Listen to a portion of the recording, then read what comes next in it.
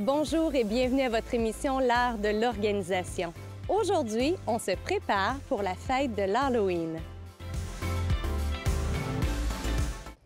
Nous voilà installés pour célébrer ensemble la fête de l'Halloween. Je vous explique ce que l'on a fait. D'abord, au niveau de la zone friandises, comme on annonce une soirée clémente, j'ai installé une chaise hyper confortable et une table parce que ça se peut qu'on ne veuille pas rester debout toute la soirée. Donc, c'est pour ça qu'on s'est mis la chaise.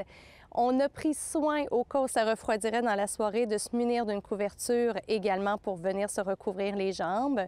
On a avec nous également une lampe de poche. Si on voit qu'il y a des petits-enfants qui hésitent un peu plus, on peut éclairer le chemin pour eux. Le gros avantage de s'installer à l'extérieur par rapport à l'intérieur, c'est que les enfants n'ont pas à monter les marches, ce qui est beaucoup plus sécuritaire en un sens pour eux. Ça évite qu'ils trébuchent et ça assure un flot de circulation qui va être plus rapide. Donc, si vous recevez beaucoup d'enfants à votre domicile, ça peut être une option à considérer amplement. Également, on a repris le bol de bonbons que l'on avait de l'an passé parce qu'il n'était pas abîmé. Il est prêt. Et dans l'endroit où je me trouve, on n'a pas fait de petits sachets, donc on n'a pas eu besoin de réutiliser les sacs de l'an passé. Mais si toutefois c'est le cas, on aurait pu déjà tout préparer nos sacs. Au niveau des décorations maintenant, on a débarrassé ce qui était mangé par les souris de l'année passée parce que c'est arrivé qu'on s'est fait jouer ce tour-là. Et on est venu installer le tout de façon à ce que ce soit beau, que ce soit visible et qu'on puisse avoir un endroit qui va être invitant à ce moment-là pour les enfants. Si vous remarquez également, on a dégagé l'allée. Pourquoi est-ce qu'on a voulu dégager l'allée? Et de un, pour ne pas faire égratigner nos voitures et de deux, pour qu'on puisse profiter de ce superbe décor que l'on a autour de soi, justement. Pour ce qui est des costumes maintenant, les costumes, on les a installés déjà dans les chambres des enfants. On a regardé ce qu'ils voulaient mettre cette année. Les maquillages sont là aussi, ce qui fait en sorte que dès que les enfants vont arriver de l'école, ils vont pouvoir prendre leur collation et ensuite de ça, aller se changer et ils seront prêts déjà à enfiler leur beau costume d'Halloween qu'ils chérissent déjà. Finalement, la dernière étape, le repas du soir. Comme on s'est installé à l'extérieur, on a pris soin de prendre un repas froid. Comme je vous disais, ça, c'est la chose à prioriser que l'on s'est mis dans un sac et qu'on a placé avec nous. Donc, sandwich, wrap, crudité. On se prend peut-être une petite boisson chaude, justement, pour être certain que si ça refroidit dans la soirée, on a un breuvage chaud avec nous.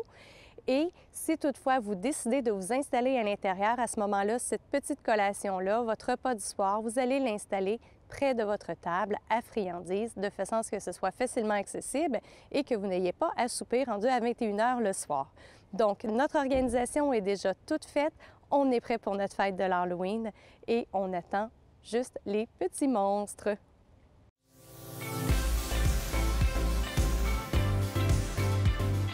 C'est le moment de vos trucs d'experts. J'en ai différents à vous partager aujourd'hui. D'abord, je veux vous parler des bandes réfléchissantes.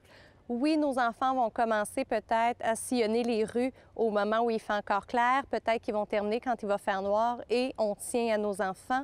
Donc, ces fameuses bandes réfléchissantes ici que l'on peut se procurer facilement dans différents endroits, c'est quelque chose à avoir. On peut aussi décider d'acheter des colliers lumineux ou encore des bracelets lumineux. C'est une aussi bonne alternative aussi tant que nos enfants se font voir. Si vous êtes nouveau dans votre quartier, première année, moi, je vous recommande d'aller cogner à la porte des voisins et de vérifier quelle est la quantité d'enfants qui vont se rendre à votre porte parce qu'il y a une grosse différence entre 25 enfants et 350 enfants, ce qui est le cas dans certains quartiers. On est à notre dernier truc d'expert. Je vous parle du petit chariot ou encore de la poussette si vous n'avez pas de chariot. Quand vous allez sillonner les rues avec vos enfants, pratique à avoir. Pourquoi? Et d'un, si les enfants sont fatigués, on peut venir les traîner à l'intérieur, donc c'est beaucoup plus facile pour eux. On peut venir glisser également une couverture, justement, s'ils décident de ne plus poursuivre, au moins ils seront à la chaleur. On peut aussi venir placer notre boîte de papier mouchoir parce que à l'automne, parfois les petits nez qui coulent, ça arrive. On viendra aussi placer une lampe de poche pour faciliter nos déplacements en soirée parce que nous, on a pris soin de bien éclairer l'entrée, mais ce n'est pas nécessairement le cas partout. Et finalement, on amènera avec nous un sac en tissu, un sac qui est bien résistant, dans le but de transvider les bonbons du premier sac que nos enfants peuvent avoir et qui devient trop lourd, trop plein, surtout s'il y a des sacs de croustilles à l'intérieur, ça se remplit très facilement. Comme vous le savez, l'Halloween favorise la créativité, la vie sociale, la vie communautaire. Profitez-en, je vous souhaite vraiment une joyeuse Halloween. Merci d'avoir été des nôtres. Je vous invite à visiter le site de l'Art de l'Organisation et on se dit à une prochaine fois.